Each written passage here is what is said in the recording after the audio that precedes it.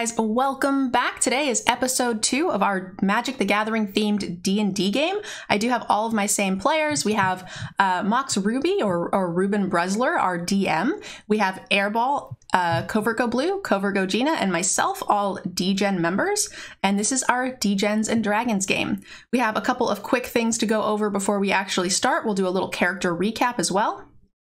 But I do want to first thank Cool Stuff Inc. for sponsoring this. This is an 8-episode series where we jump from plane to plane in the Magic universe every 8 episodes. So it's really a fun, new, exciting thing that we're doing here for both D&D and Magic. And a big special thank you to Cool Stuff for sponsoring this. If you guys want to check them out, there's a link in the description below. And use that Degen code Degen for 5% off. The next thing I wanted to tell you guys is that I sent everybody a package. If you guys want, you guys could go ahead and open it up. It's got a little gift wrap. I haven't even done 2 episodes and I'm getting things. Yeah. Very cool. Shall I wait for everyone to be ready? I think you can all just go ahead and open it. Oh, that's pretty sick.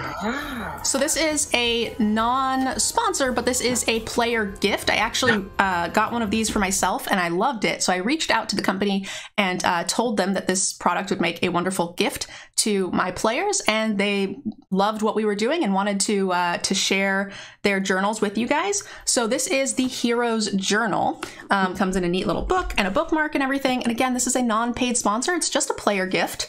So, and it's a wonderful product. Lovely. So what it is it's a D&D type themed adventure written in the form of a journal. So you play a D&D character in your own journal, and you can talk about your different things that happen to you throughout the day. Today's allies, like coffee. Today's enemies, like a meeting. It lets you map out your story. You can color in the pages, and as you do, your little character in the book goes on a little adventure. It's super cute. Amazing. So I wanted to get you guys this for you can use it in any way you'd like. You can journal if you're a journaler, or if you guys wanted, you guys could take notes on our episodes about what goes on with your character. So that's how I plan to use my journal, is each day I will then do a little journal entry for what has happened to my character in that day. What foes I met, things like that. It talks about your quests, what your missions are, and it just kind of turns your life into a little bit of a D&D story. So it's pretty sweet. I highly recommend it. I'll put a link to it down in the description. And again, guys, this is a non-sponsored gift. So, you know, check it out if you're interested. No pressure. I have no links or discount codes for you guys, but it is really sweet. What do you guys think of it? I love it. It's so cute. It's adorable. I love the illustrations. This is brilliant. There's all these sweet little quotes in here. Oh, if I look back, I am lost. Wow. Very nice. This is cute. I love the note pages. It's very good. This is fascinating. So you can use it for just your everyday life. Today I'm grateful for. This is my goals. This is my quests. Here's some notes. But it also does fit for D&D. It does, That's yeah. Awesome. What a cool thing. One of the things it tells you in the first few pages is like to set a goal for yourself. And again, I think that is, you know, more geared towards your daily journaling life if you're a journaler. And then the other thing it does is the little pictures, like the little guy actually goes on a quest and he walks through the fields and then he sets up camp and he does some cool stuff. So if you're like a doodler, a color type person, it's fantastic for that. So I have 2. I got one for myself for my D&D character, and I got one for myself as a person. So brilliant. I love it. Thank you so much. All right. What was this company? What was this company again? This is the Hero's Journal. The Hero's Journal. Great. And they were nice. I reached out. I loved the product, and I reached out and asked if I could give you guys a gift. And they were kind enough to send us a few copies. So that was wonderful. Well, thanks. Thanks to NerdGirl and to the Hero's Journal. That's great. And again, thanks to Cool Stuff for sponsoring this show. And that's it. That's all of our little introduction announcements. Again, guys, we did a first episode. So if you guys are seeing this on YouTube for the first time, check out episode 1. It's already up. And for those of you guys who are on YouTube, it'll be up tomorrow. All right. So we've done the introductions. Ruben, did you have a good place to start, or do you want me to go ahead and jump into character introductions? Oh, I have a good place to start. Okay, when you get to it, I do have all of our character arts up for us to kind of walk through our characters. Take it away. Fantastic. I will I will say introduce yourselves at that point. Okay. Welcome everybody to Degens and Dragons. This is our second episode, but I'm going to call it episode 1. Our first episode was really a great learning experience for how to build characters and build a campaign together. But the story is getting started in earnest here. And here is how I would like to introduce our story. Planeswalkers are beings of immense power and immense potential. 1 in a million is born with the Planeswalker spark, the inherent ability to become one of these nearly deific beings. Only 1 in a million of those experience the trauma and life-altering effects required to turn that spark into a flame, igniting the Planeswalker within. The death of a best friend at the hands of an enemy, the threat of unjust execution, the sudden disappearance of a loved one due to one's own fault. The life of a Planeswalker is forever changed, and with that change comes untold power, freedom, and loneliness. Planeswalkers across the multiverse become vigilantes for cosmic justice, multiplanar megalomaniacal miscreants, or something else entirely. They take on threats and challenges bigger and more varied than the mortal mind can possibly comprehend. But sometimes they need help, and that's where you come in. The 4 of you are among the precious few so-called plane hoppers, latent sparked individuals who've not yet unlocked their Planeswalker potential, but have been identified and recruited to serve as a second line of defense of the multiverse. Unable to planeswalk yourselves, you are beckoned by beacons to where your talents are required, and today, your team has been beckoned to a new world. You arrive by mystical means through the power of the blind eternities, untold through millennia, and uncontrolled even by the greatest minds that have ever lived, into a waiting room. Looking out of the window, you recognize the unmistakable mix of traditional architecture and neon technology of Kamigawa. Specifically, you can tell that you are in the central metropolis of Towashi and the Eiganjo district, the seat of the emperor. Light rain is pattering outside. Far in the distance, you see looming over the skyline through dense fog Boseiju, with roads and monorail cars zigzagging beneath its bows. The 4 of you hear pleasant music over a holophone horn. The cool, stiff air and echoey stonework hall smells and feels unmistakably like a government building. There's a table with some reading materials and coloring books, and there is a set of double doors at the end of the hall, currently closed. The 4 of you, though familiar with each other, are unfamiliar to our audience, so please introduce us to your characters. All right, so first we've got Airball. I've got 2 images for each person. Airball, you want to tell us a little bit about your idea for your character? Yeah, we're going for a Commander Data robot kind of vibe. I am a Warforged Artificer. I'm basically a emotionless robot who was part of a war and has been drifting from ship to ship in some major fleet, and now has come across this motley crew and is hoping to help them with his knowledge of history. All right, so we have Solum, Simulacrum, and Golos as the sort of magic imagery here. What is your character's name? Airball. Airball. All right. No creativity there. It's all right. He's an emotionless robot. Fabulous. All right. My pictures are a little out of order. Gina, you want to tell us a little bit about your characters? Sure. So my character I have named Bianca Braveheart after my Animal Crossing tiger and Care Bear cousin. And she was born in Naya Alara as an only child. She was sent to Ikoria as a teenager to learn how to bond with animals and nature. She was in training for developing an Eludha, but wasn't trusted as an outsider. The higher-ups thought my character would take control of a monster for nefarious reasons, but she stubbornly learned anyway because it was more important to have the knowledge and control to do good regardless of what others thought. And she has been going from plane to plane ever since, just picking up work where she can and always trying to do what she feels is right, no matter what the mission is. Okay, so we don't have a specific magic art card, but we do have some art that is very similar to the type of character, and you're actually working on drawing your own character art, and we've got the sketches here, and I'm excited to see how that character art develops over the next few episodes. All right, a work in progress from AirballMTG. Holy's awesome. Absolutely. CGB, tell us a little bit about your character. My character is Varian Despair.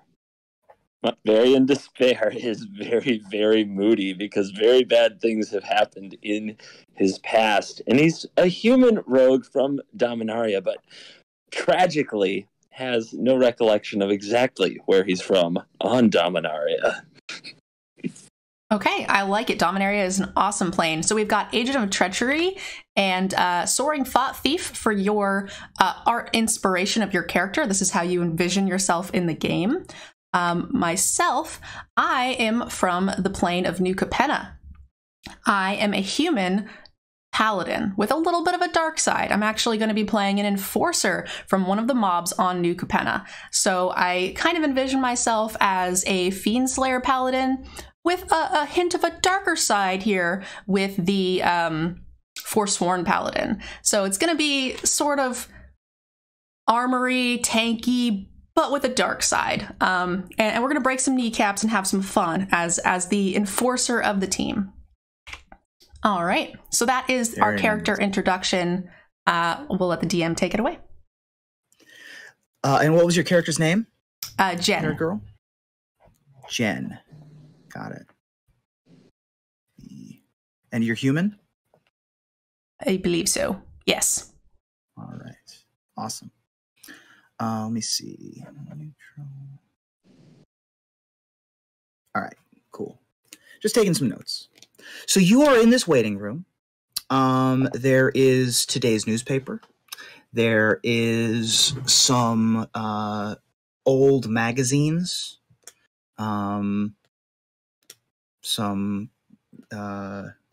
There's a magazine. There's a catalog on music equipment, for like the popular electronic music that is well regarded in the district and is one of the more popular night activities. And you're sort of waiting in this waiting room. You've done a couple of jobs together. But most of you, I wouldn't say, have been here before. Do you have anything you'd like to do or say before whoever is in the office likely ushers you in? Is there any other characters other than... So you said we recognize each other. Are there other people there as well? Or are we the four that have been called to do whatever this is?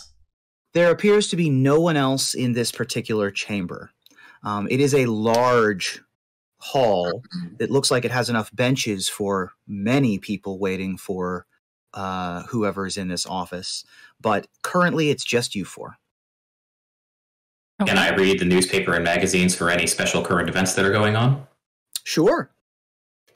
You look at the newspaper and you can flip it over, and it is the Kamigawa Times, let's say, or the Tawashi Times. There we go, Tawashi Times. Retcon, canon. And the headline references an upcoming festival that is coming for celebrating the end of the Kami War, which was an event that took place a very long time ago. But it continues to be a yearly festival. You also see that there is an upcoming announcement from the Emperor herself concerning sort of like a State of the Union style address, addressing some of the concerns of the uptick or the perceived uptick in crime in some of the cities and more urban areas. And then there's a bunch of sports scores of various kinds. And actually, would you be familiar with the sports of Kamigawa? You are from Kamigawa, right? Yeah, I think I'm familiar with just about everything that comes in written form. Great. So you see that there is effectively what amounts to motorcycle polo, sort of like a rollerball kind of arena experience, and that appears to be one of the more popular sports. And mostly it's off season right now for that. But you see that there's a lot of free agent signings and a lot of dealings between the clubs trying to jockey for position in the upcoming season. You also see that there are wrestling results between sort of one-on-one matches, more traditional style sumo or Greco-Roman wrestling is more popular here in Kamigawa than professional. And that's what you see. Nothing particularly untoward, I wouldn't say. Are you looking for anything in particular? Just a heads up on what events might show up later. Sure. I want to ask Airball if I want to be like, hey, Metalhead, is there any music in there that resembles Joy Division or The Cure that can help me get nice and moody? I only hear bongos, CGB. I'm sorry. I'm also curious if they have like the Real Steel with Hugh Jackman type of wrestling with like giant robots. Sure. You definitely see bot fights. Like there is definitely an entire magazine dedicated to sort of these kaiju battles. Yeah, Big Hero 6, Real Steel, like the you get in the mech and then the mech's kind of, it's like BattleBots, but you're in the BattleBot. There definitely are those. That's a very popular pastime as well. Looked on less as a sport, I would say. That's probably more the professional wrestling equivalent, although it is very violent and car crashing, but not nearly. Yeah, Monster Truck is a great version. Yeah, exactly. Pass me that section, please. I'm getting really bored in here, and this music is not doing it. So I am sitting there kind of like slouched, arms crossed. I do not want to be there. My boss sent me, I don't know what this is, but they tend to like to work with other planes and keep allies and things. So I was told there's a job here that needed doing, and my boss told me to go. So here I am.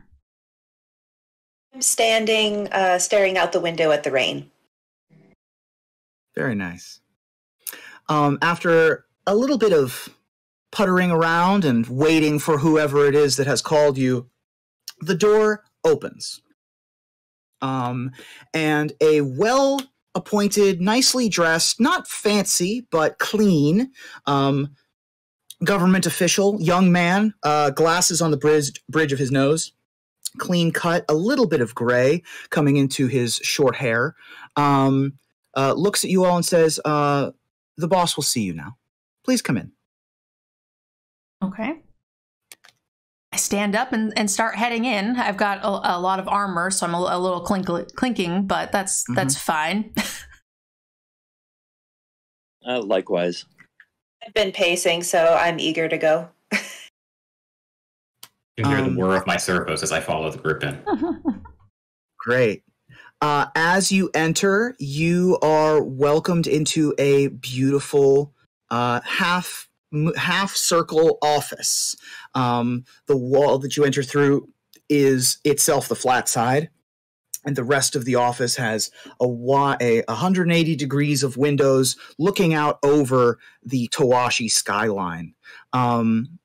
It is a very bright and friendly office, and there is a large desk that has 4 chairs placed in a semicircle in front of it. And behind the desk sits a woman that many of you will recognize. It is very tough to tell exactly how old the person you see is in front of you. She could be 20, she could be 80. She has stark white hair and a beautiful silken cape. and has what appears to be a sort of a business blouse on. And she stands and she says, "Ah, you are the 4 that I asked for?" It appears so. Please have a seat. Sitting down. I'll sit down. Sitting down sounds You said fun. we recognize her, so I'm guessing this is Tamio. No, this is the Wanderer. This is the Wandering Emperor. Okay. Human. Stay standing. Stay standing? Okay. I have no need to sit. I sit. I'm the only one. I'm just like, Great. Feel free to lean or whatever. I understand it's been a bit of a wait. I apologize for that. I have many needs that need done, and I certainly apologize, but thank you so much for waiting. And I'm glad that you're here. I have a job that I think fits your skill set. I am in need of finding someone that doesn't want to be found, and I think that you might be the right people for the job. Well, I know I can handle it. What do you need the other 3 for? I admire your optimism. The target is a high-value target that is himself quite dangerous. I think that I believe in your abilities. I also believe in the value of teamwork. And so I think that the collection of your skill sets might be useful here. and that's just a nice way of saying rogues are overconfident. I mean, I wasn't going to say it, but... No, I just don't like looking out for others who are just going to slow me down. What makes the you. target so dangerous? Well, there's a couple of things that are a problem. This target is a well-known... well-known is the wrong word. In the right circles, he's well-known. He is a dangerous individual. He leads a gang, and he has recently been sprung from a prison, from a prison car that was transporting him between prisons. And actually, his gang sprung him out early this morning. And unfortunately, we can't let the news find out about it. Normally, we would let the authorities handle this. We would call in the guard. We don't particularly want to cause more panic and more chaos, especially with the sort of feeling in the city about the rise in perceived crime that we've already been dealing with. And so we would like for this to be handled quickly and quietly by experts rather than publicly by the police. Okay, well, my boss said I had to come. He didn't say I had to work for free, so what is in it for us? I love that. You will be compensated in how is there some sort of preference in compensation? Is there do you prefer, I imagine metal bars are accepted wherever you go?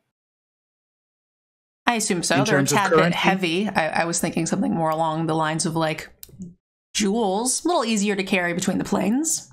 Okay, we can. I prefer gems. Gems, we can compensate.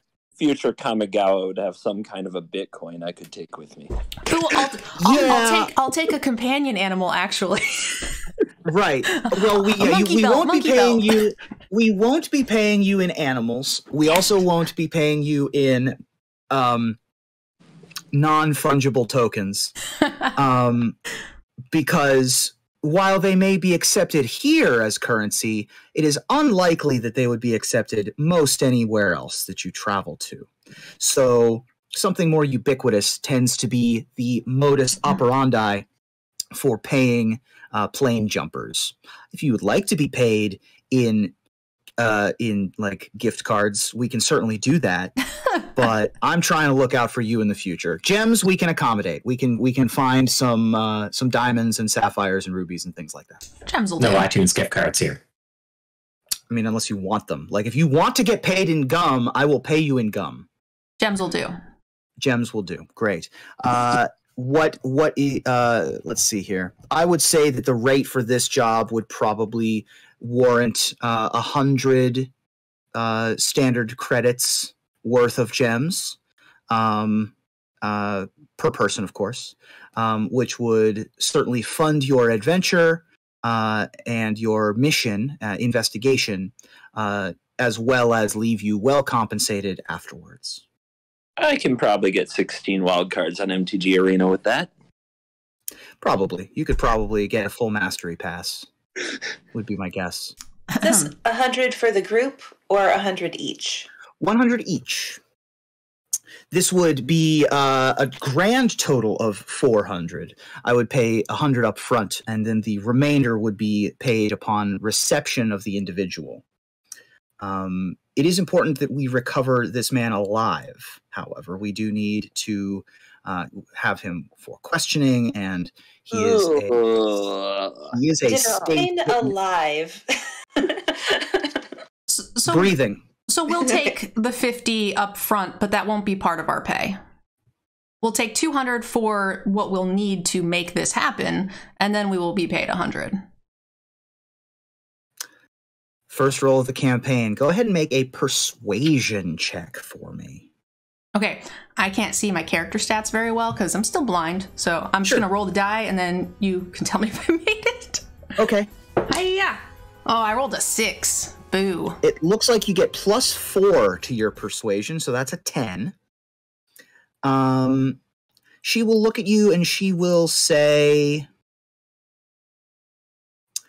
I can appreciate that upfront costs may be harder to discern, and so I am willing to pay you 100 upfront and then pay you each 100 on the back end. So you would get an extra 100 total. Instead of the 2 I was asking for, that makes sense. I don't know, guys. What do you think? The rogue will end up dead, so we get to split his share anyway. I was just starting to like you. Well, I'll look to you as the leader of the group, and I'll follow you. That's what my programming demands. Fine with getting started as soon as possible. All right. That's fine with me. Excellent. She pulls open a desk on her right hand and pulls out a dossier labeled Greased Fang. This is the target. He is the boss of a large gang, primarily of Nezumi, that operates here in the Tawashi. He was apprehended to answer for a long list of crimes, not the least of which was murder. He allegedly incited a riot that led to the death of a guard and 2 inmates at a prison that he was being held at this week. And the warden there decided that enough was enough and put in for a transfer. He was on his way to being transferred, getting loaded into a paddy wagon, when something happened and he disappeared, basically into the night. He would have been transferred to a maximum security prison where he probably would have spent, hopefully, the rest of his days after killing some guards or being responsible for the deaths of some guards. But he is now back on the loose. Oh boy, I've never met him, but I've heard of him. And I know he has a lot of robots and machinery that he uses. So how long has he been out? How long has he had the time to acquire these resources? He was broken out this morning. Now, he is very resourceful and went to ground very quickly. So we don't know where he is right now. It's sort of like late afternoon, early evening at this point for you guys. So he's been out for 12 hours, maybe. Do we know anything about his motivations? Is it possible he'll turn up at this Emperor's announcement later today? The Emperor's announcement is unlikely to be a place where he would show up. He's not so much a political figure.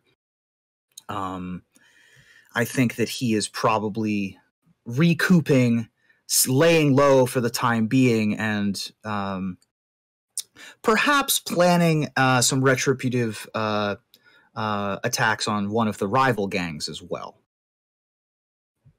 I think a good starting place would be mech shops. Mech shops would be a very good place to start. Is anybody else looking for him? Is anyone going to get in our way? Well, possibly. One of the reasons why we wanted to bring in specialists was so that it wouldn't attract untoward attention. However, it's likely that word has gotten out in the underground. The Okiba gang getting their leader back is a big deal. And so one assumes that the various other groups would be interested to know that he's out. I don't know if they know yet, but it's only a matter of time before they catch on and catch wise. Of the folks that would be most interested to know that Greasefang is out, the Mudakai Reckoners would be very interested, especially Tatsunari. I think that is possibly their most fervent rival. They fight over territory a lot, but there are many organizations in Kamigawa that would like to get their hands on Greasefang. Okay, so we've got some rival gang action, but I'm going to assume, Emperor, that you're going to keep the law off of our backs while we do our job. I have informed my chiefs that there is a special team who is not to be bothered on this investigation. However, it is still up to you to maintain a low profile. If it becomes apparent that something is happening, there's nothing that my men and women can do to prevent a situation in which they have to arrest you, for example. If you are causing a scene, if you're causing a lot of destruction, the police will have to arrest you. So stay off the radar, and if you need to, you can show them this. And she will present 4 essentially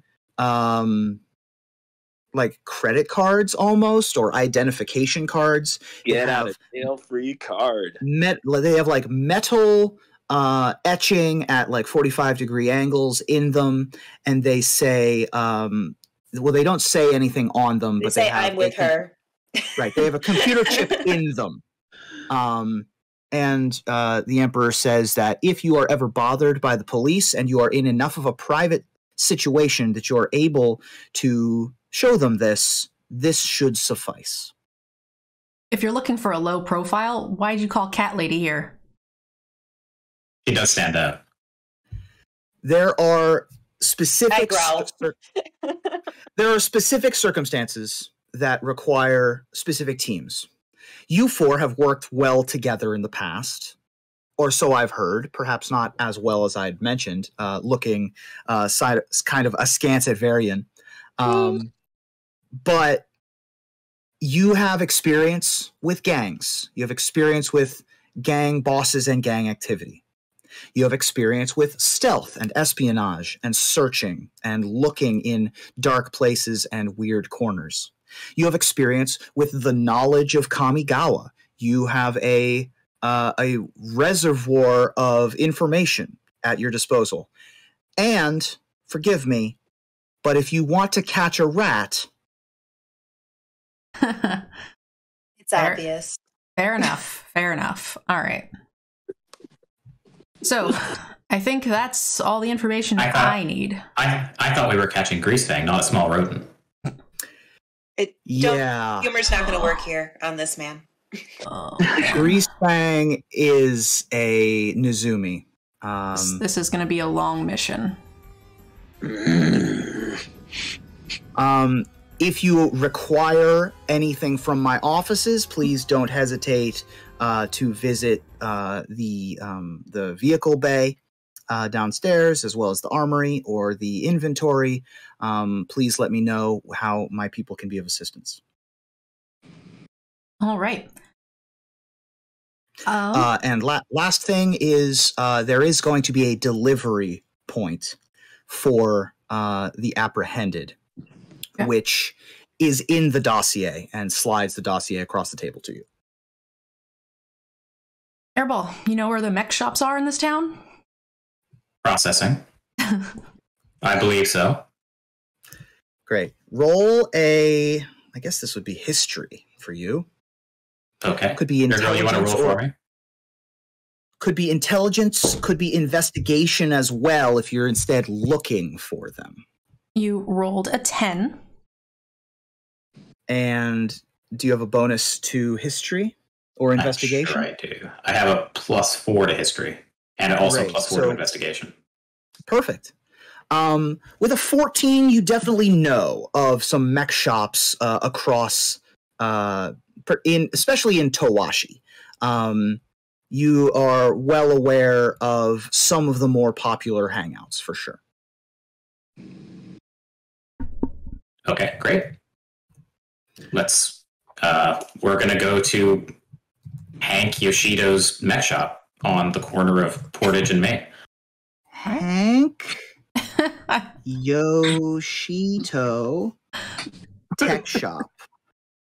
Sounds like a good place to start. Portage. We should probably be prioritizing mech shops in whatever territory his gang controls. It seems like a good spot. So that's probably the closest one. We'll start there, but make our way towards their particular territory.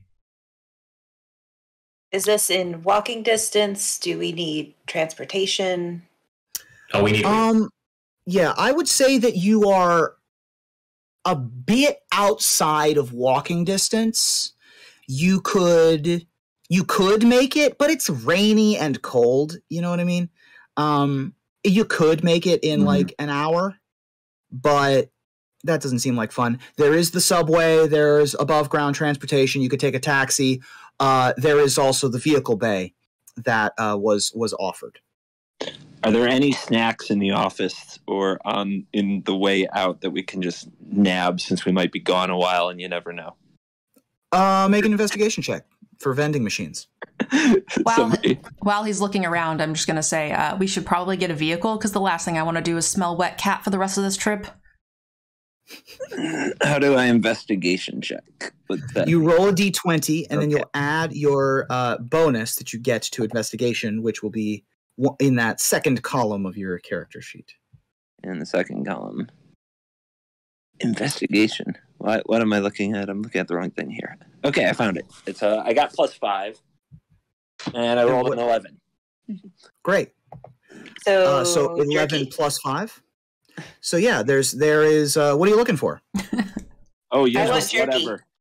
Great. There's jerky. Yeah, jerky's great. Love some jerky, some almonds. Really into some nuts if those are salty. They've got some almonds. They've got some jerky for sure. All the salty items. Let's go. They've got wasabi peas, which I love. You got to grab this stuff. We don't know when we're gonna eat again. Okay, the food might be horrible on that side of town. I tear into the jerky right away. Perfect. Oi. So you are able to grab some snacks. Great. Anything else you want to do while you're here? Let's head to the vehicle bay. All right. So you can head downstairs to the vehicle bay. And it is it's pretty, I mean, this is like a parking garage, right?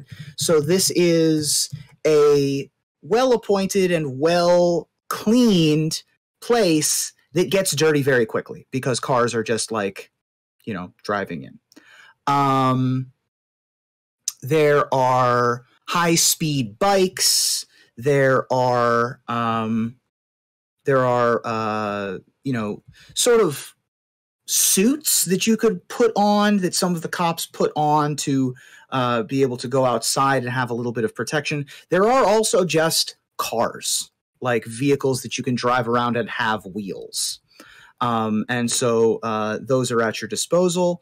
There appears to be there doesn't appear to be any people down here.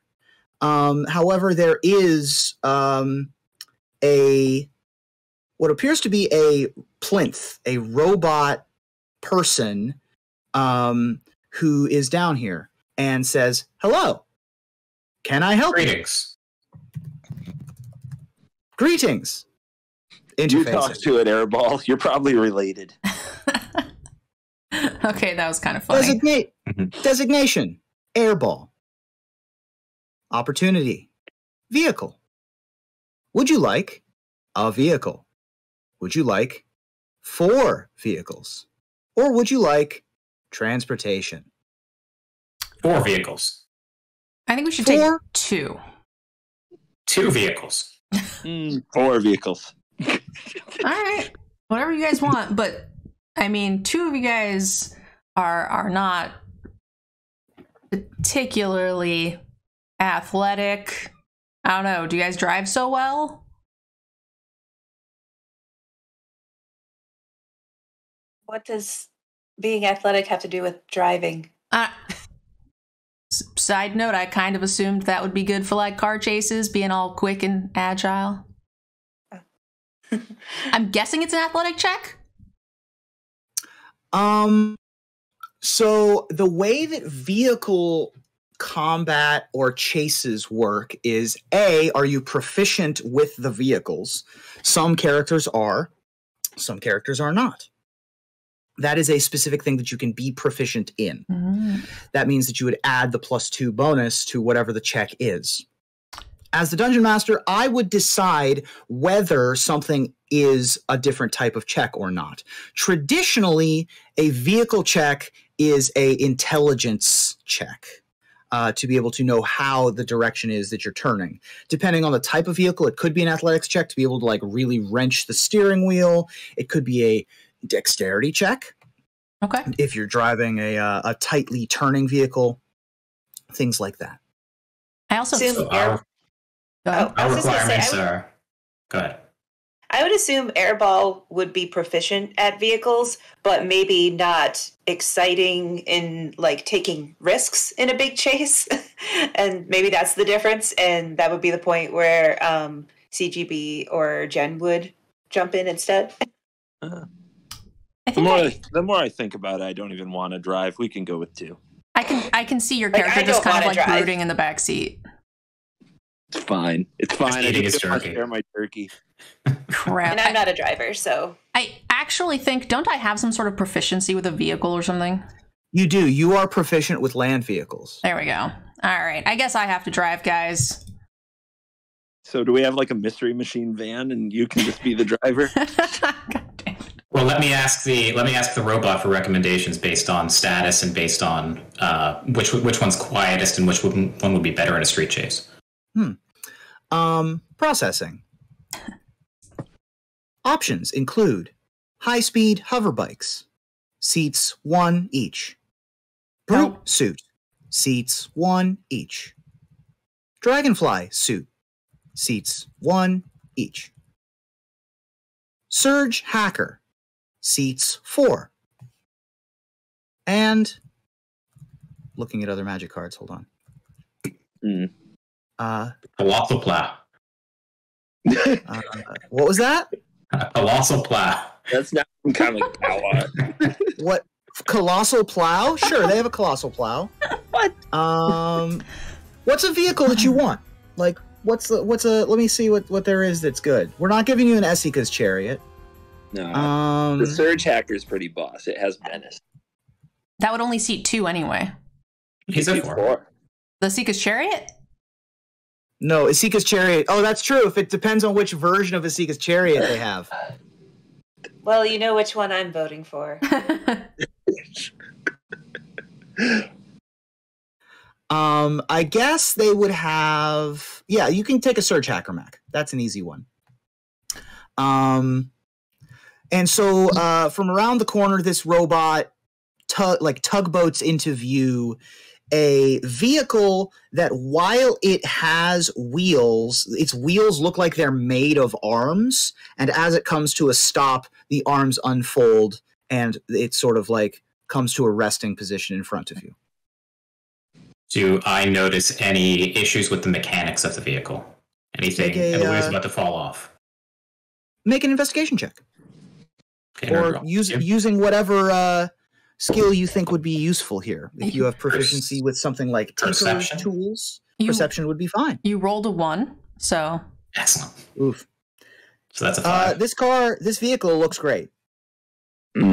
We should definitely get the insurance for the rental. We do now. We're going to do some nasty things to this vehicle. Designation Airball. Please sign here.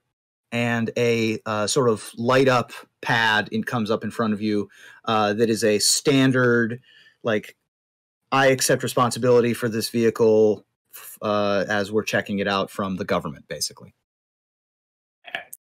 I rest my hand and some binary stuff happens and it becomes signed. My e-signature is applied. Excellent. Thank you, and enjoy solving crimes. And the bot will putter away. How did he know we were solving crimes? It's like Scooby-Doo themed, like the police station. Oh yeah, it's definitely got. Machine. Yeah, it's definitely light blue, green, and orange. And it says, yeah, sure, it says the mystery machine on the side. Yeah. How are the gas levels? Do we have to like prepay a tank of gas? No, it's all electric, and it looks like it's fully charged. Beautiful. All right, this is going to be a long time, and I would really like to get off this plane. So let's go ahead and get going, guys. I hop into the driver's seat, seeing as how I'm the one proficient with land vehicles, apparently. Backseat, let's go. In we go. All right. Who's in the who hops into the pass? Okay, that's what I meant. All right. Excellent. So you are able to start up the mystery machine and start driving, and you are headed. You're headed down Main Street all the way to the other side of Portage, where Hank Yoshito's tech shop is located. As your first stop on your investigation, looking for Greasefang. This would be a good place to take a break, I think. Okay. So I think that we can take a quick 10, and we'll start again at 2. And everyone stand up and stretch and refill your waters, and we'll be back. All right, sounds good. I'm gonna keep sitting here, so you know if you guys want to stick around, you can. Yeah, and if anybody has any questions or concerns thus far, I'm happy to answer. Mm-hmm. As people turn their cameras off and stuff, everything's going to get kind of flipped around a little bit. Mm-hmm. looks like somebody wanted a mind link mech. That would be interesting. I don't know how I would make. How would you do a mind link mech in D&D? Is mine? I'm bad with card names. Is Mind Link Mech the one that like pays 2 to tap to draw a card?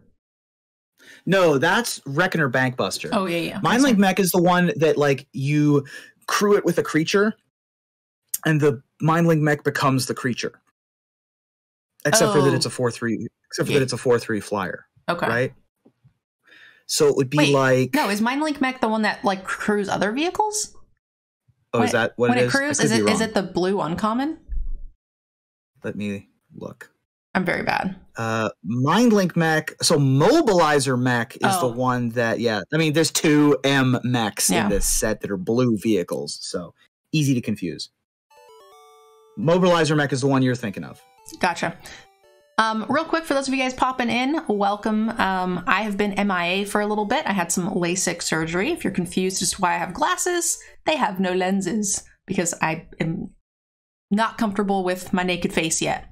So, short streams for the next 2 days. I am still having some trouble seeing the chat, so we're kind of just piecing this together And if you see me squinting really close to the screen to try to find my stats, that's why.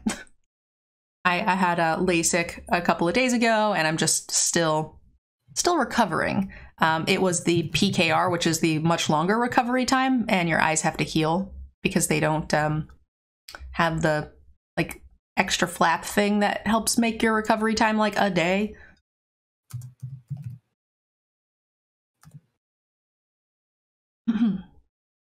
I'm back. So someone's saying, I'm new to D&D. Any advice? We are mostly new to D&D as well. We've got Ruben, our DM, who's an expert. We have CGB, Covertgogina. It's hard to shorten Gina's name. And Airball, who've never played any D&D at all. I have played casual D&D, 3.5, hundreds of hours, but very casual. Never like above level 10, no net decking type stuff. And I've never done anything like futuristic. Our D&D campaigns were always set in like classic D&D. So this will be my first time ever dealing with like mechs and weird things that are not in a classic fantasy setting. So this is a good place for you to start because Ruben is kind of teaching us all as we go. Yeah. Any advice? Well, how many times did we roll dice in that first hour? 3? 4? Yeah. Yeah, 3. Not a lot. The most important thing is to tell a story, tell a compelling story. Stats and dice rolls will help, but the most important thing, particularly outside of combat, is to be on the same page with you, your DM, and your fellow players, and tell a compelling story. It's mostly improv. So when your teammates want to figure out how to do something, figuring out how to do that with them or make it compelling when you disagree is very important. Knowing the 3 things that you roll the most often are going to be probably perception. So knowing your perception score is very important. That's pretty much like your peripheral vision. Like, do I pick up anything happening? Do I hear anything? That's perception usually. The second most common is whatever your attack roll is, whatever you usually are attacking with. So knowing what your bonus to attack is and what damage dice you roll when you deal damage is going to be very important. Do you have a dagger? Do you have a sword? Do you have a bow and arrow? Right? Do you throw magic fireballs at people? Knowing those quickly, definitely going to help you be on your toes. And the third most common thing that you're going to roll is probably initiative. Initiative is your dexterity plus whatever you roll, usually, unless you have a specific feat or a specific magic item that gives you a bonus to that. Knowing those numbers in your head are going to be really helpful. And also knowing quick math. As Magic players, we're pretty good at quick math. Oh, you attacked me for 7 and I was at 24? Great, I know what my life total is. D&D is, all right, I have a +7 to hit and I rolled a 12. I know what that is. I rolled 2d6 plus 4. I rolled a 4 and a 4. So how much damage do I do? I know what that is. All of that kind of stuff is very helpful. Aha, Duck is angry, suggesting my current peripheral vision stuff is -2 because I'm mostly blind. Thanks, Duck. I appreciate you. For those of you guys who are just coming in, just to give you guys a heads up, if you missed episode 1, it'll be on the YouTube channel tomorrow, and this will be posted a week later. This is a weekly show where we are doing ideally 8 episodes on a particular plane, doing a particular job or mission or whatever, and then we will be playing jumping, shifting, whatever. And some of our players will stay behind, some of our players will change, we'll get new characters, and then characters kind of come back and forth depending on what we're working on. So we'll be bringing new players into the Degens and Dragons, assuming we get renewed for a 2nd season. If you guys are interested in supporting the show, you guys can check out the sponsor, which is coolstuffinc.com, and use the code DGEN to know that we sent you guys, and that'll help get our show renewed. And then also the other thing you guys can do is check out the DGen Patreon. That is sort of a fund that we use for the DGen to host things like the D&D show, EDH games, things like that. So if you guys are interested in supporting the DGen team and this show, those are the 2 things you guys can do if you're enjoying it.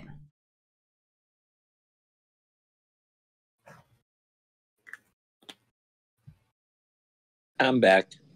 Welcome back. I think we're just waiting for Covertgogina. We posted some links there, guys. All of our people are our 3 players are all streamers. Make sure you guys click those links. And then there's also a link to Ruben's Twitter account that we'll post, and there'll be some information as well in the YouTube channel bio area. Yeah, I tried streaming. It is so exhausting for me. I admire anyone that can do it full time. It is honestly a very difficult job. It's not for me. I can't do it. So kudos to you. All right, guys, are we ready to pick it back up? Sounds great. Let's do it. All right, it looks like everybody is back. Okay, so we left off, we pulled up to the shop. I'm driving. Do I need to pass any checks or anything? I'm proficient, so I assume not. No, it's, you're not in any sort of car chase situation. You're just driving through traffic. And while traffic in Kamigawa is, interesting, in addition to having to avoid vehicles and the trams that are on rails sharing the roads with vehicles, occasionally you'll have to avoid a sky swimmer koi that is just crossing the road and is half the size of a building, right? You'll have to just avoid big spirits that are sort of using the roads, but more using the ley lines of the plane and following the energy fields and knowing how to maneuver in, busy city traffic. I wouldn't say requires a check if you're proficient. It just takes a little bit of getting used to. As we're able to. We need to check if our cat warrior is distracted by the giant fish. No, I'm sharing jerky in the back seat with Varian Despair. I'm assuming that he still has some. As we're stopped and the koi is just kind of like swimming across the road, I'm just like, oh, I hate this plane. Yeah, it's like at a train stop, right? Like the bars are down and a 50-foot long purple shiny koi fish is crossing. I do lick my lips. Incredible. And you're able to make it all the way to Hank Yoshito's tech shop. This is the kind of place that you want to take your vehicle to, right? Like it's just a box of concrete that has Yoshido hand painted on it. There's no muss, there's no fuss. There's a huge parking lot of partially destroyed mechs and vehicles of various kinds that are waiting to be getting taken care of. And you walk in, and you can see that there is someone hard at work under the hood of a hover vehicle of some kind, but does not appear to notice you come in. I make sure I'm the last one in. I kind of like stay in the car for a minute, let them start to go in. Okay. I'll follow up from behind. Great. Is this like a perception check situation, or is that too like my? What are you trying to look for? Oh, I don't know. Rodents that is the question. Yeah. Okay. The car he's working on, does it look like it may have busted someone out of prison earlier? No. It looks like a minivan. Right. I mean, it could have been used. I guess you could use a minivan, but it does not particularly look like it's smashed up. It doesn't look like there's a big, spoiler on the back. This looks like he's just doing work on a vehicle. All right. So as soon as I walk in, I try to see if I can tell how many people are in the building, like maybe noises from behind. Is there a counter? Sure. Go ahead and make a perception check on the building itself. I have +0 to that. An 8. 8. All you can see in the garage right now are 4 vehicles.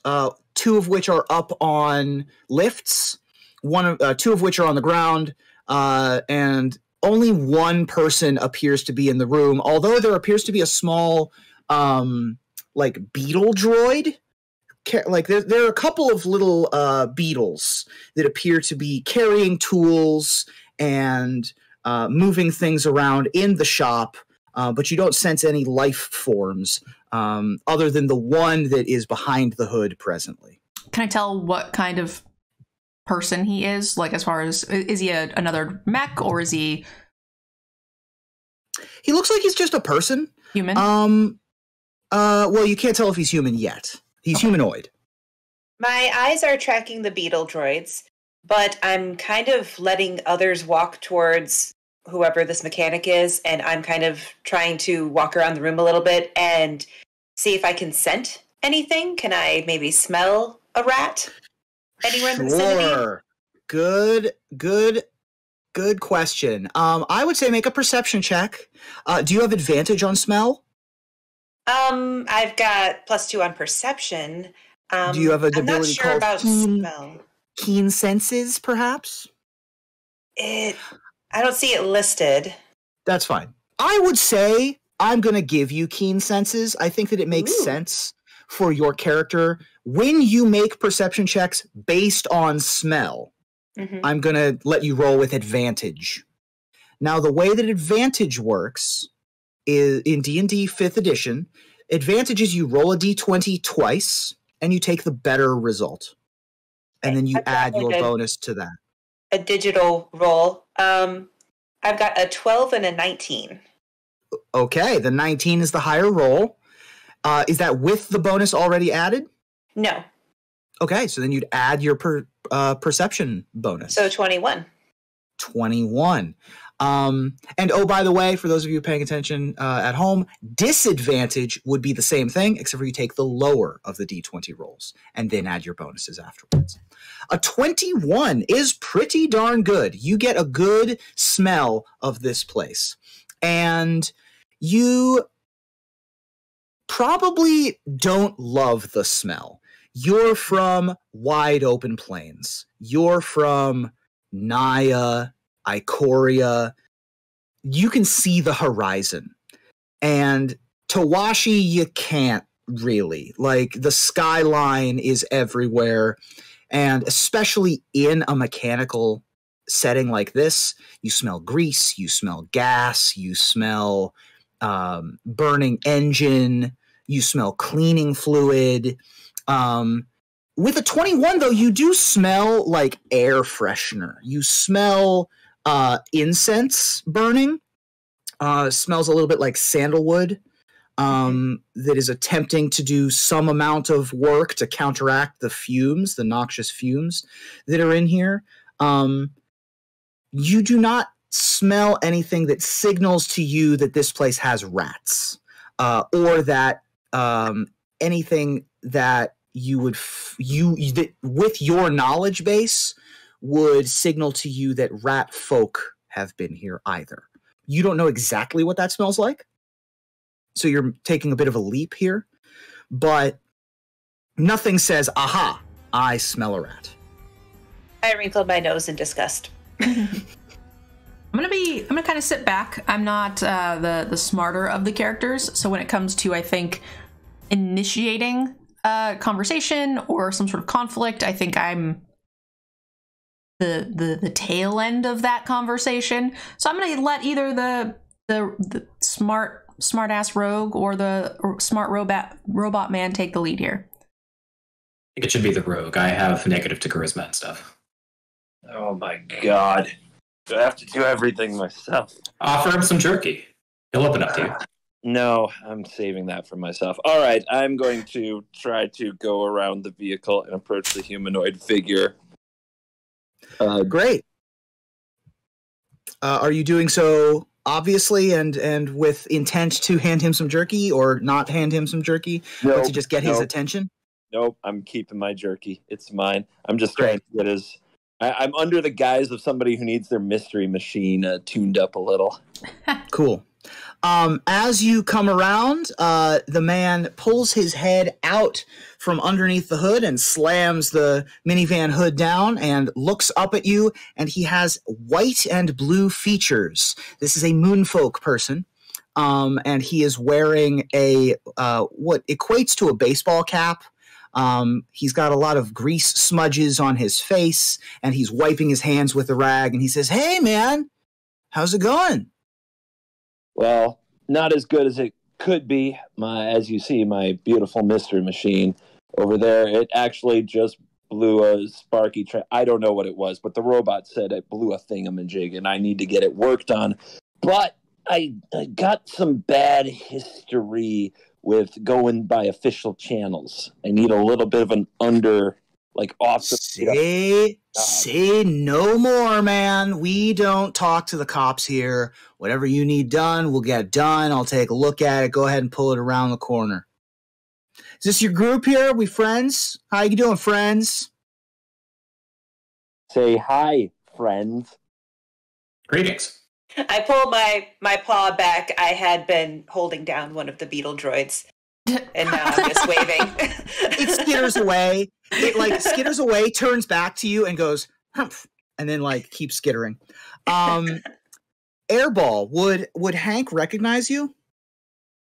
I've never been in this part of town before. I was wondering if I knew anything about his biography, if I knew this even was Hank. This is Hank. Okay. Hank is a fixture on this part of in this part of town. If this weren't Hank, this is a very convincing facsimile thereof. Not a lot of moonfolk have been in business quite as long as him, or have the 5-star ratings as much as he does. So you're pretty confident that this is Hank. Okay. And he looks around at your group and says, "How's it going? Nice to meet you. My name is Hank Yoshito, and this here's my tech shop. And welcome in. How you doing?" What was Greasefang's mob name again? The Okiba Gang. The Okiba Gang. So I'm just going to ask, I'm going to take a step forward and be like, so do you get a lot of work from the Okiba Gang here? Hey, ma'am, lady, just like you don't want me talking about you, I don't talk about who I work for. You know what I mean? Or with. Not for. With. Are there other slots? So he said to pull up the van. Is there an open slot in the same garage, or is it maybe in a corner, or the spot that we would take the van a little more discreet or closed off? There doesn't appear to be an open slot in the garage at this point, but you could pull it up to the front, and then it would be right next to the garage. Interesting. Well, I don't need you to tell me who exactly you work for, but you see, I'm trying to avoid them. They're kind of looking for me, so I just want to make sure that that this is an okay place for me to stay for a bit while you work on the car. Let me tell you something. Hank Yoshito's is neutral ground, man. We don't touch it. We fix everything. We don't touch anything. You know what I'm saying? So if you're in here, you got good hands on it. But if they come in the door and see me right now, things might get messy for you and your business. So I just want to make sure. Listen, I appreciate you. I appreciate you for letting me know. But if they start shit in my house, it's going to be worse for them. But they might wait for you outside. That's your business. You know what I mean? As long as you're away from my business. But it's long been known that this place is not to have any fisticuffs happening. You know? Okay, so I think I can take that as they do come here. I don't say that, but you don't even have to roll any insight on that. You know that everyone of every walk of life, among the places they go to, this would be one of the places that they could get their stuff fixed at. So do you think you could get our vehicle looked at before you maybe expect them, so I can get the heck out of here? Sure, man. It's been make a persuasion check for me. I have that, I think. See if this guy is like +4. amicable. 19, so 23. So 23. Yeah. You've come up with quite a rapport with this gentleman in a short amount of time. He would say, "Yeah, you know what? You're gonna be fine. I haven't seen any of those guys in here in a little while. Typically they will come in when they need stuff fixed, but I haven't seen them recently. I think that you're probably pretty safe. It's been pretty quiet here. So they might have moved elsewhere because, obviously we're like kind of a popular outfit here. So they might have taken their business elsewhere to a more specific client." So elsewhere exactly? One of my competitors, places to do their auto body work without outside influence. I do good work, but I also don't work for them. Fair. So who does? They've got in-house guys. They've got their own sort of like hangouts that are like combination chop shop, bar, hostel situations. They do it literally in-house. Particularly the Okiba folk. Do you know where those locations are? Sure don't. Not my business. Although I would say that you could probably take a look, further downtown, maybe in the sewers district. I know that they tend to go in the sewers district. Maybe at like the Tawashi, like the plaza.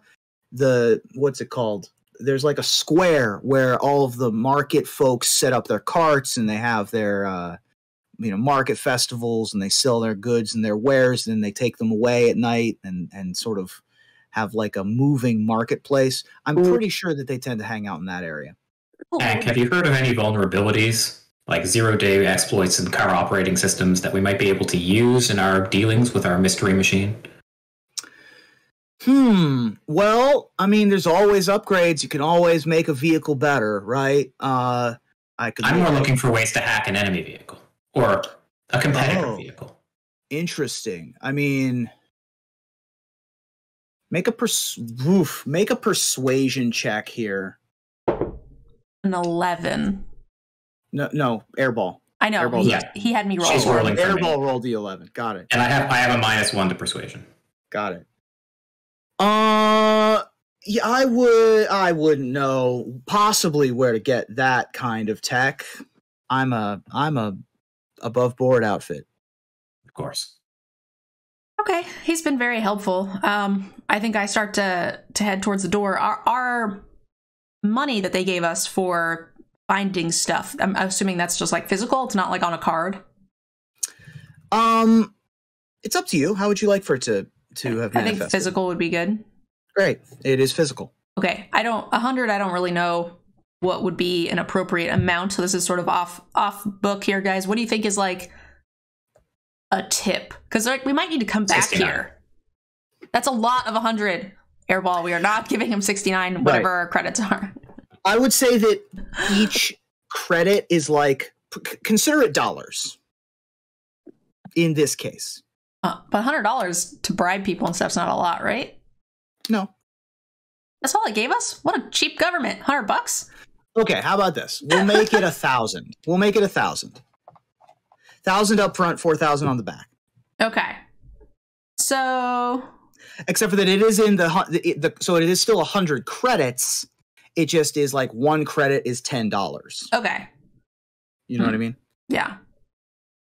I want to give him something because I feel like he could be useful later. He seems to like us and he has a lot of information. So we could give him something, come back, get more information about like where things are.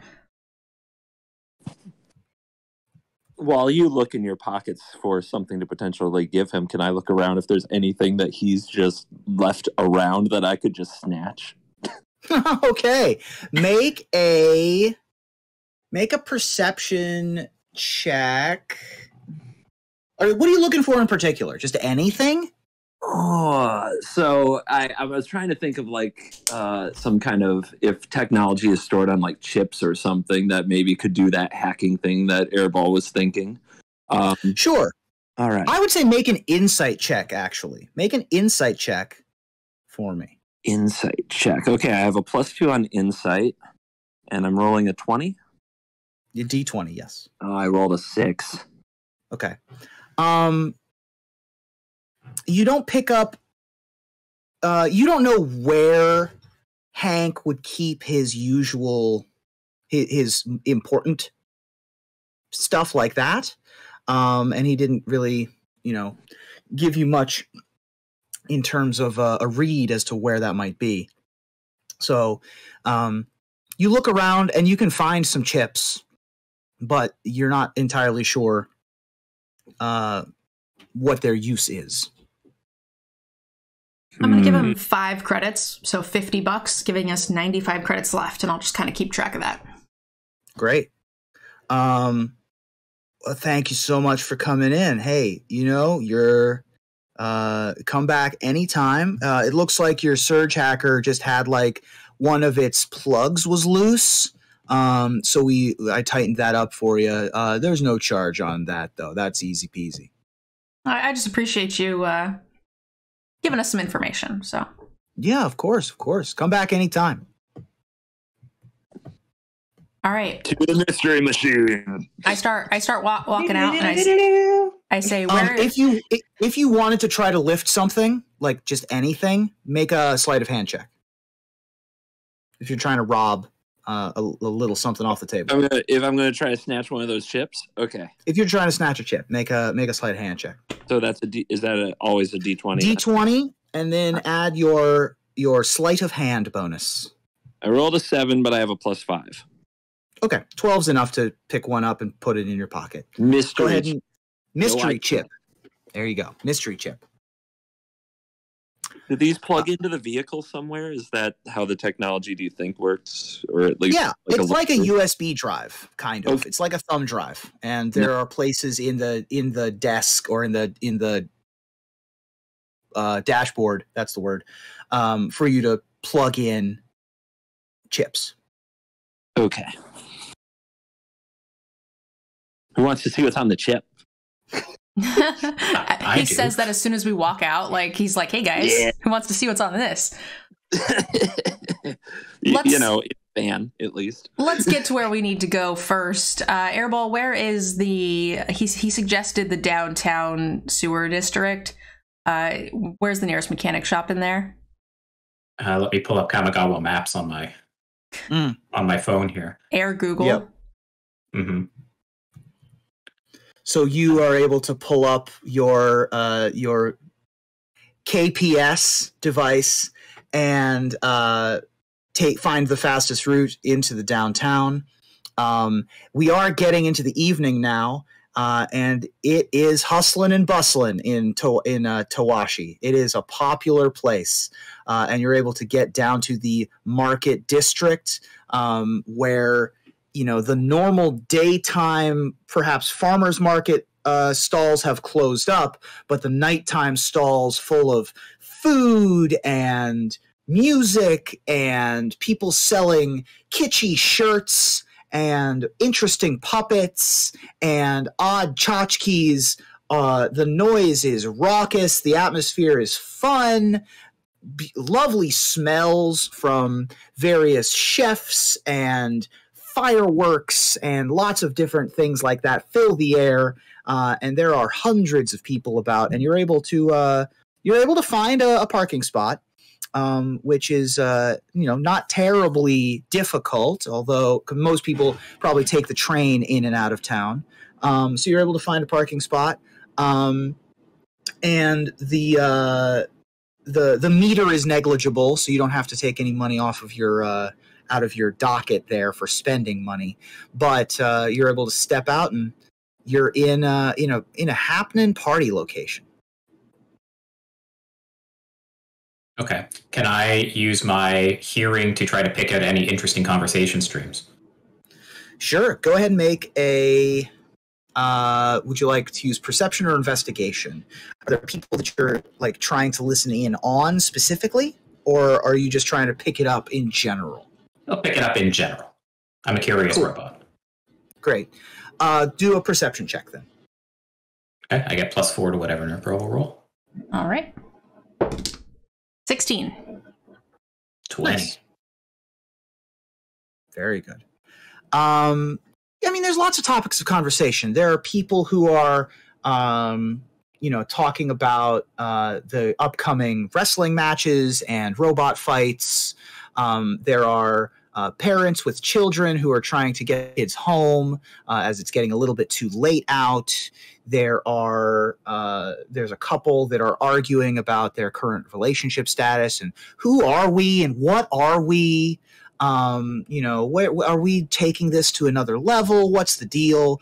But as you sort of filter through the average conversation in the market square, you are picking up some information that is perhaps a little bit more clandestine. You walk past a particular market stall with one of the dockside chefs that is serving sushi, along with some spiritual assistants. And they are making small talk like a bartender might. And the small talk is generally on the topic of how Greasefang's absence has hurt the Okiba gang's reputation in the area, and that other gangs have begun to encroach on his territory. And they're worried that it's only a matter of time before there's another power struggle, and it might play out in the streets as opposed to in the underground. You hear that many of the Reckoners, which is one of the names for the mob, basically, like they operated legitimate businesses, but they have underworld connections. Many of the Reckoner gang groups or Reckoner groups are interested in taking over some of the centers of trade in the territory. And this location in particular is part of Tatsunari's territory, although it has been sort of, the Mudokai and the Okiba have sort of passed the market district back and forth. Currently, it's Mudokai territory. But they're interested in expanding further. And they have noticed that without the leader of the Okiba gang, they're more able to do that. See.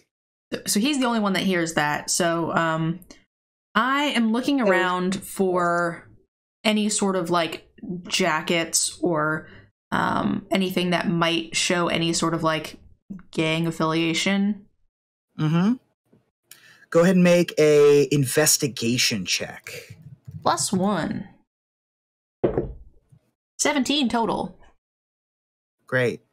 You look around and there doesn't appear to be anyone wearing any overt gang insignias, right? Like, it would be very audacious to be wearing a Okiba gang biker jacket out in non-Okiba territory, right? That would be pretty audacious. However, with a 17, you can see telltale, like, beneath jackets where a t-shirt might be, right?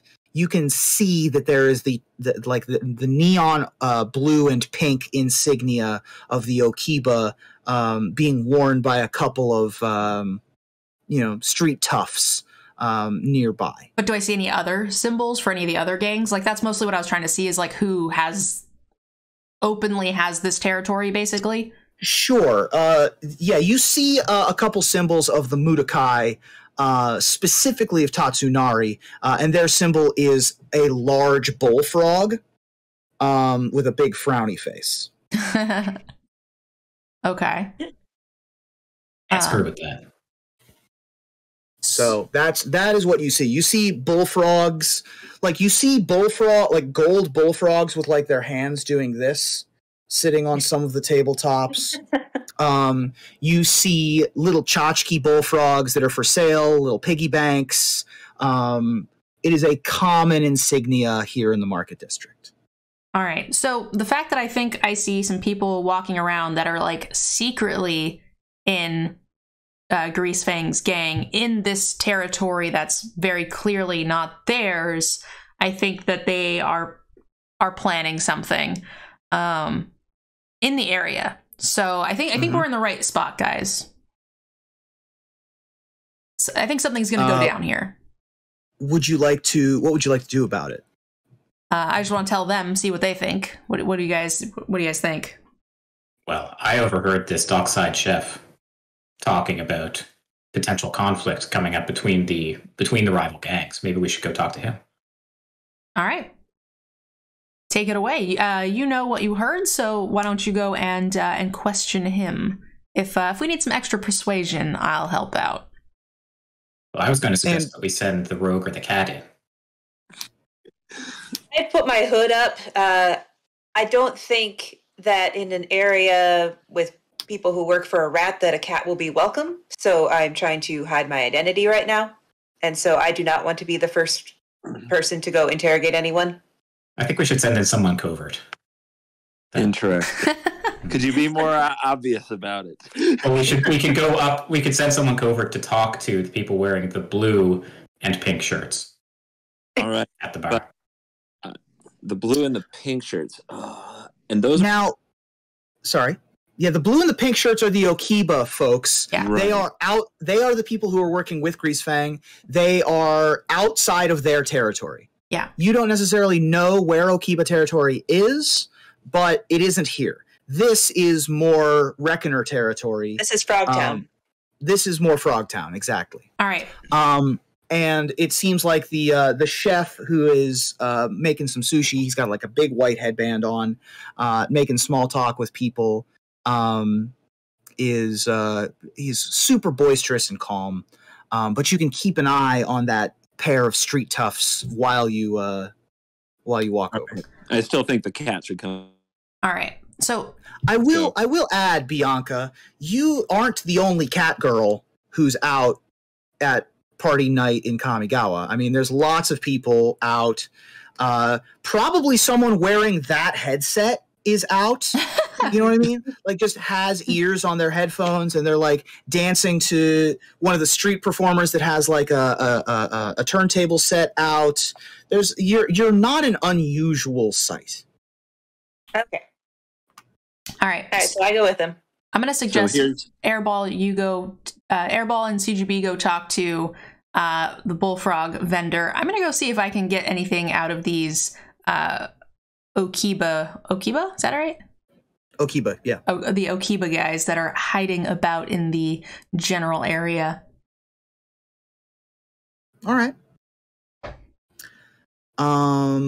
So it looks like we have two scenes to do. Would you like to do a chef, or would you like to follow into the alley? We'll let the chef go first. We'll do the chef first. So it was Airball and Varian were going up, I think.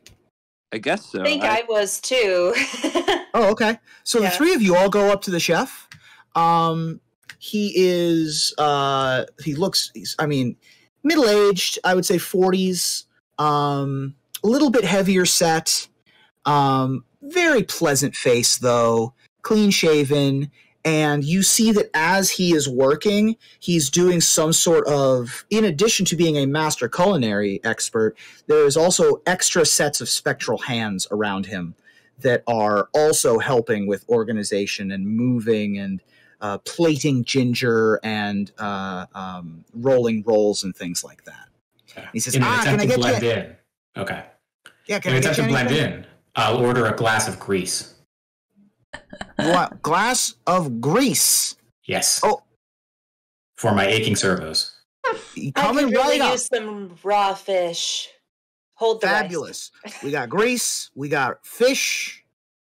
You want anything? Yeah. I'm looking for something with a rat. A very popular rat. And my friend here in particular, this feline thing here, is really, really looking for a very dirty, maybe just fresh out of the pen rat. You know anything about those? Make a persuasion check at advantage because you're asking about someone that they don't like around here. So, and as you do so, he's going to clean out a glass and pull on a tab, and some delicious motor oil comes into a 16-ounce glass, and then some fresh sashimi is getting chopped up and getting ready to be plated as well. Persuasion, I got a +0. I have a 7 and I have a 10. Okay. 10's good enough to get you something. He looks at you and he says, "Oh, okay. You want something with a little bit of a fresh rat? Well, if you're looking for a fresh rat, that's not really our expertise around here. You're going to want to go down to the Foundry District, I think. That seems to be more where that's the specialty." Excellent. Well, I mean, I guess that's a something. Assuming that we're on the same plane, is there like a wink? Is there something like that? Yeah, you're on the same page. You're talking the same language here. Got it. Excellent. Do I know, from my knowledge of history, anything about the Foundry District? We could get more information about what we'd be walking into. Yeah, the Foundry District, which is Sokenzan, is a little bit outside of the center of Tawashi. It is primarily forges and foundries and smelting. This is like the industrial part of town. There's warehouses, there's factories and things like that. You're not particularly aware of like who lives there, but that is the industry that's there. I'll find better motor oil. Yes, in that area. probably. Okay. All right. We should head back to the mystery machine and wait for Jen, our fearless paladin. And maybe, since she's not impressed by the little chip that I stole, we can check the chip out before she gets back. We have to pay this vendor. Oh, yeah. Let's see here. 1 glass, 1 plate, and 1 rat served up on a platter. That'll be 5.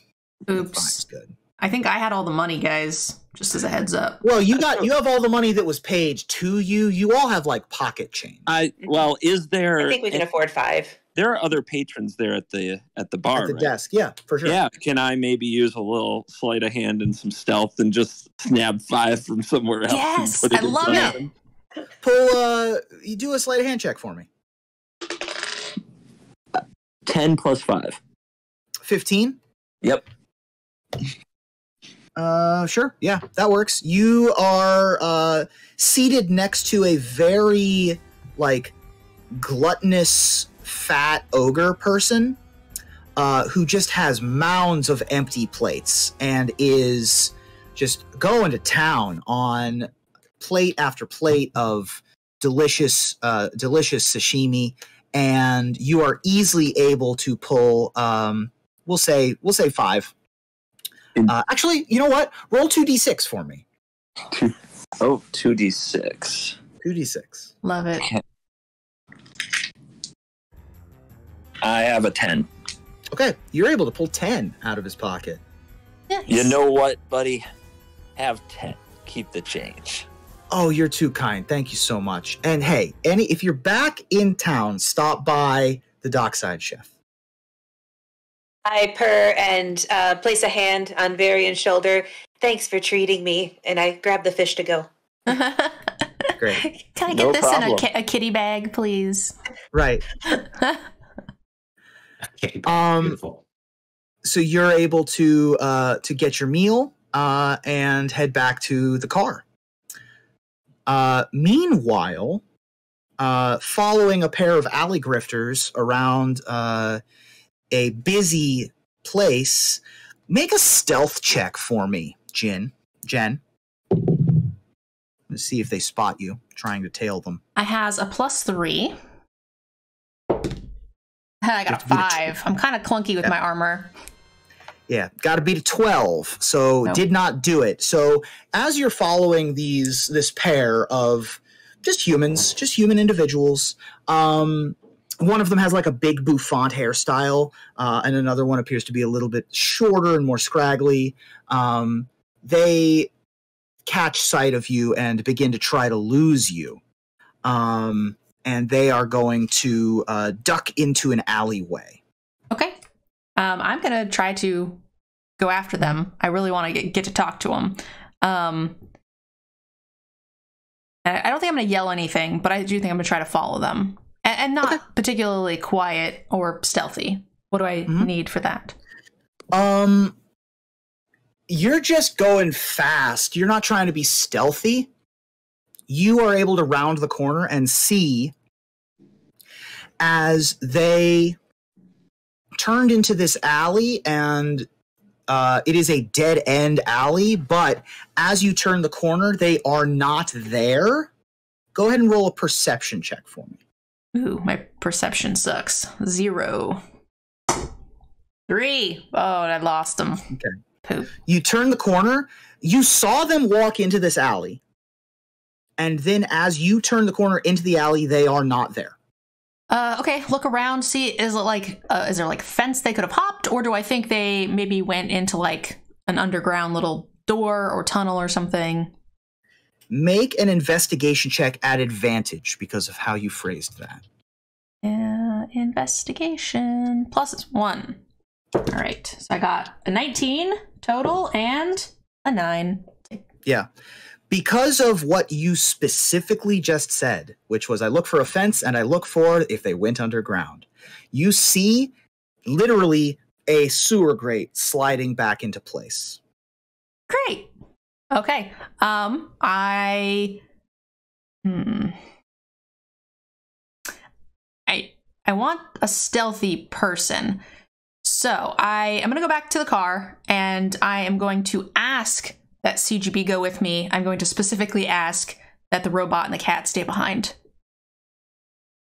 I'm going to explain, hey, I saw some shifty characters with the Oshiba gang go into a grate. I want to convince them that I am sent here by Obnixilis, my boss, to help out because we don't like the bullfrogs having too much power. So we've been sent to help to kind of even the playing field to keep Obnixilis up top. And I want the rogue to come with me. The cat is too obvious, and the robot will probably not be very helpful. Ouch. Sorry. Jesus. At least All they right. got their food. It's true. They can snack in the car. Varian, can we hold on to that ship for you and look into it while you're gone? Nice. Sure. All yours. I think Obnixilis would send an enforcer and a shifty rogue to help the rat gang get kind of even the playing field, and it makes sense that like Obnixilis boss would not want one gang to have too much power. I like it. So you are on your way down into the sewers with one of your compatriots.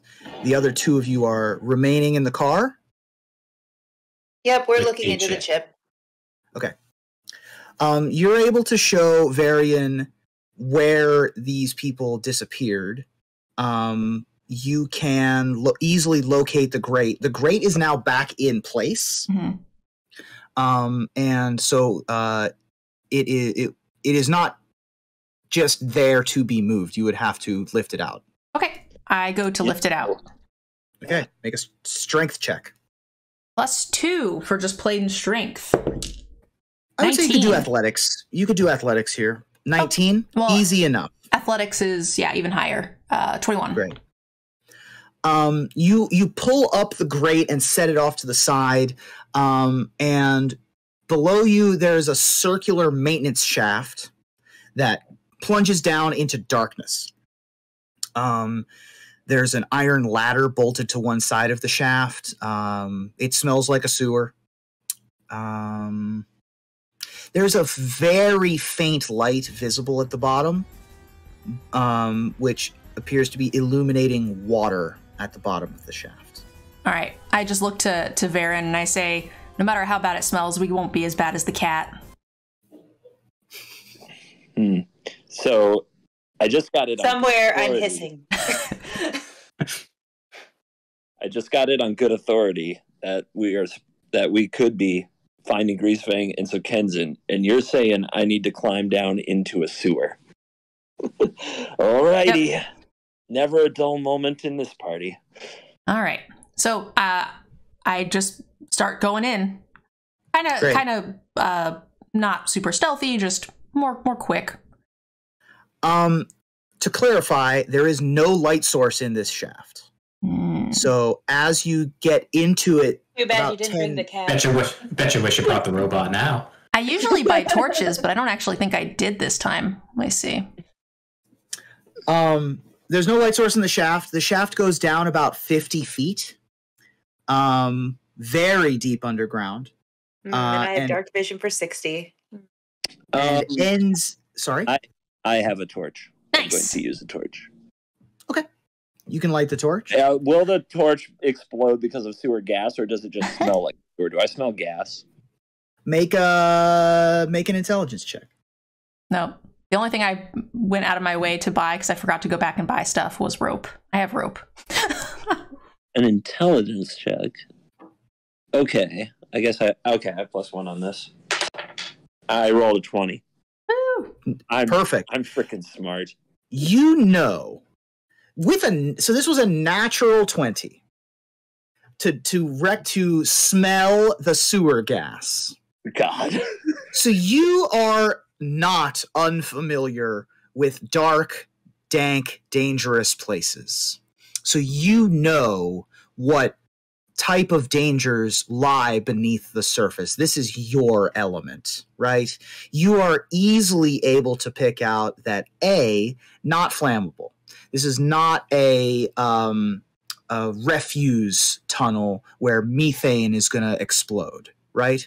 In fact, as you smell, you think that this might be slag runoff, and that this sewer probably connects to Sokenzan eventually further up its train. Hey, I'm going to suggest, Jen, that we get the others. This could be a long, dark night. Yeah, I was hoping to catch up. I think we should go and just see if we can find just the two I saw go in here. If they're just like kind of hiding, I'd like to talk to them without the cat. But if not, and we have to actually go in there and we think Greasefang might be there, then yes, we should. I wanted to question them and see if I can get information out of them. Do you think that this is like the official hiding spot? I think it's going to lead us to it. All right. Yeah, we should probably go get them. While that's happening, you two in the van, you're looking into this chip. What would you like to do? I'm going to load up Kaspersky antivirus and scan it. Kesper Sigawa. Your trial has expired. Antivirus. $29.99 per month. That's if I roll a 1. I'm sorry, what was that?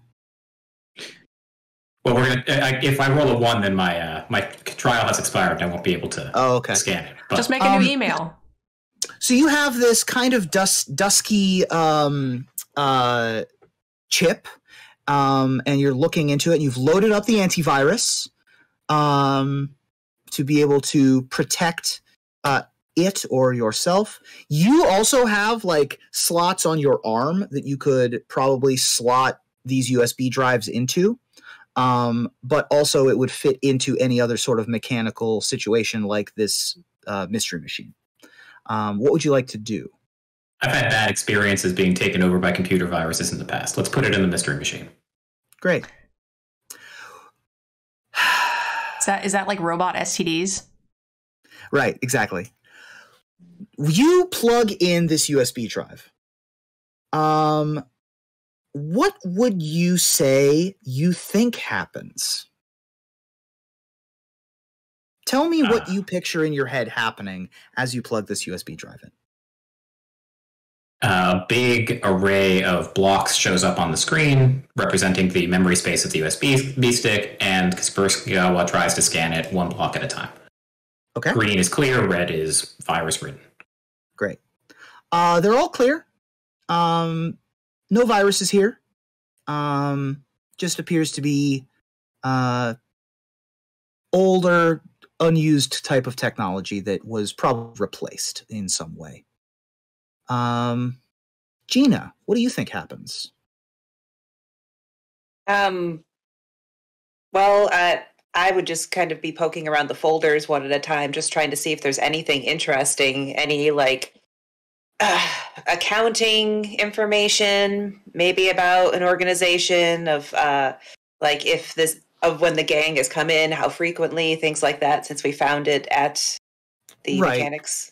So this chip does not have that sort of programming on it. There's no hidden bank information. There's no gang information on this chip. There is, however, like various apps of whoever previously owned this chip that allow for different specialty add-ons to be added to a vehicle or to a mechanical situation. Are you plugging it into the car? You plugged it into the vehicle? Right. And so popping possible into upgrade? Possibly, yeah. Modification. And popping into existence in the back seat of the mystery machine is a spectral Great Dane that my appears. Eyes light up. Yes. Almost Kami-like, but you can definitely tell that it is a holographic projection from a program within the vehicle. And says, "Rello." Oh, God. Can we give him a candy snack? Rue, have a Randy snack? Oh my gosh, I didn't get it at first, and now I get it. Oh my God. I was like, why? This is weird. I show it the fish that I have, my bag of fish. Ooh. Mine, please? Wait, first we need a little bit of information. Readings. I am Yelp. What can you do for our vehicle, Relp? Rye can cast certain spells. Please tell me more about the spells, and I'll give you a snack. Starts wagging its spectral tail, and its tongue hangs out of its mouth. It looks like you're trying to catch a criminal. Would you like some? Right. Exactly. So this application brings up like a menu of options. It says KPS location. So it is like a GPS map overlay. It also has access to certain divination effects. It looks like you could maybe detect magic or detect poison or something along those lines. And I will say that if you purchase the premium subscription for Yelp, you can cast the Identify spell. Ooh. So what does that do? I would say that for 5 of your credits, you could cast the Identify spell once a day.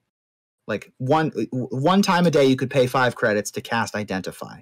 Identify is a D&D spell that allows you to specifically learn what a magic item does. It's let me see the phrasing on Identify real quick. You can choose one object that you must touch through the casting of the spell. If it's a magic item or some other magic imbued object, you learn its properties and how to use them, whether it requires attunement to use, and how many charges it has, if any. You learn whether any spells affecting the item and what they are. If the item is created by a spell, you learn which spell created it. I think this is well worth the money. We're keeping the dog. There's no one to rob. We have to use our actual pocket money to do it. That's fine. I'll pay for the dog. I will protect this dog. This dog stays in the vehicle. We don't have an item to check yet, so you don't technically need to pay for it. We get to keep the chip. Right. Yeah.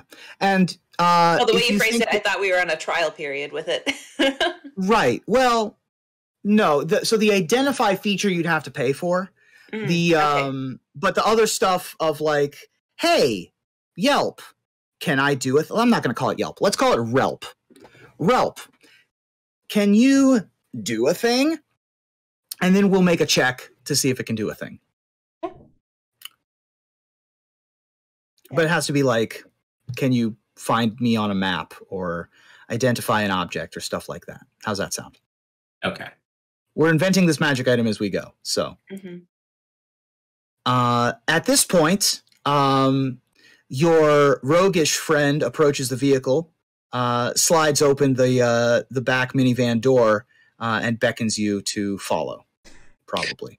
Like, we got a dog. Hello. I am Relp. Great, but you've got to come with us, and Kitty Cat, I don't think you're going to like it. It looks like we're going to have to crawl through a lot of dark sewage to get where we need to go. Oh, I'm going to need a bath later. You kind of need a bath now. Jen, I've had it. I've had it with you today. Stop it. Relp will stay in the car unless you want to plug in to a mobile device.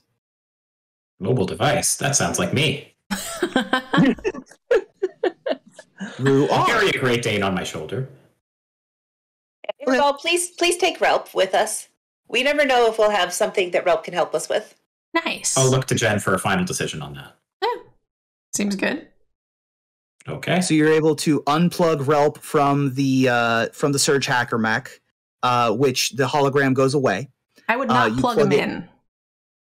We don't want to be walking down this dark tunnel and have like a dog just start randomly saying shit. Put him in your pocket or something. Robot pockets. Do those exist? Sure. Yeah, you have a compartment or something. I come equipped with a lot of storage. Or like the Cadillac robot. Great. So you're able to get back to the sewer grate. And would you all like to go down into the sewers? I think time to go. Let's get the torch going, and I guess I should lead the way with the light. We have about 10 minutes left in the show. Yes, I'm getting there. I'm wrapping it up. So you go down this circular maintenance shaft, led by Varian first, followed by... What's your marching order, you think? I'll go last. I'll go second. Okay. Third it is. So Airball third and Jen fourth. So you get to the bottom of this 50-foot of ladder, and it ends before touching the ground or what you perceive to be the surface of the water of whatever sewer system this is. The bottom of the ladder ends, and there is a rope ladder available to be unfurled and drop another 20 feet down to the sewer tunnel floor. It was not unfurled when you got here. It just is available. Interesting. So somebody went ahead of us. They didn't use this. So it's already wrapped back up. Can I look side to side and see if there's like a hole where people could have jumped to get to and not had gone all the way down? Make a perception or investigation check. At disadvantage. Ooh, okay. I have disadvantage for a couple reasons. +1. They tried to hide it, I guess. 7 and a 16. Okay. So we'll take the 7, which is an 8. It's been a few minutes since you saw them go down the tunnel, so they've had quite the head start. and it is also quite dark and dank, and whatever footsteps or hints that they may have been here already have likely been washed away by the damp undercurrent here. So you do not see any proof of any sentient being or of any life presently in your vicinity. In my databanks, because I have knowledge of Kamigawa, maybe this is like the catacombs of Paris or something. Do I know a place around nearby a room where they might be trying to go for supplies or something? Interesting. I would say you would make a history check if you're trying to tap back into your memory warehouse. Okay, I have +4 to that. So 12 total. Great. You don't know this particular neck of the woods too well, but you do know that there are like water main turnoffs and places where maintenance workers can go to do official maintenance business in offshoot rooms. You don't know where the nearest one of those would be to here, but they are probably every 100, 200 feet or so, especially in the subway tunnels. But you imagine that they are also not terribly uncommon in the public works areas like this. So are we in some sort of danger? If they got access to one of these rooms, could they flood the compartment that we're in and drown us or something? No. This is relatively slow slag runoff.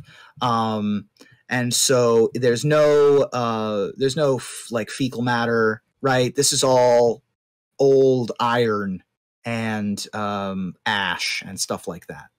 Okay. Is there anything I could see with my dark vision potentially? Make a perception check. Okay. Good teamwork, guys. I like it.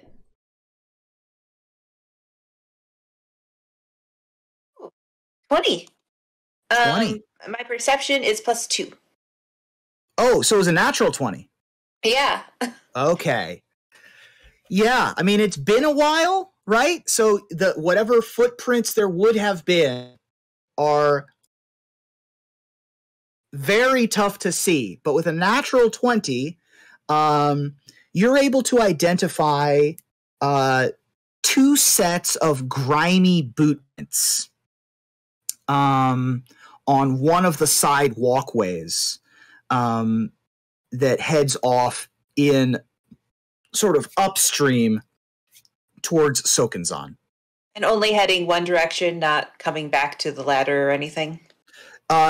Correct. There is no current footprints beyond that. Although, as I mentioned, the footprints are washed away very quickly. Is this at the bottom after the rope, or was there something on the side before the... This is at the bottom. So there's the circular sewer, and you went down the ladder, and then on the sides there are like sidewalks, essentially. Okay. And then you said there's a rope that goes more. Directing.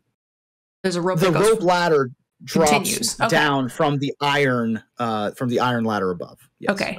The 2 walkways is what I was trying to see if there was something before continuing to go down. Right. Okay. There's nothing else down. If that makes sense. Except for the rope that goes 20 feet down? The rope. So at the top of the tunnel, there's a rope that goes to the floor of the tunnel. Okay. But there's nothing below that. Okay, so we did go down the rope? I'm confused. I thought there was a ladder that went to a rope, and we stopped at the top of the rope. We did not? Oh, I thought you guys descended. Okay, that's fine. I totally did not know. My bad. That's why I was very confused. I was like, where are we? Yeah, I thought you guys descended. I guess you would have descended into, like, shin-deep slag water. Okay. And then there are like 2 little walkways on the sides, and you're able to pick up 2 sets of footprints. All right. So there are some footprints on the walkway over there. We should go that way. Great. Thank you. Man, having you around is going to be more helpful than I thought. Nice to be appreciated. Is it the same walking order? I think so. Yes. I think that makes sense. All right. Varian in the lead, make a perception check for me.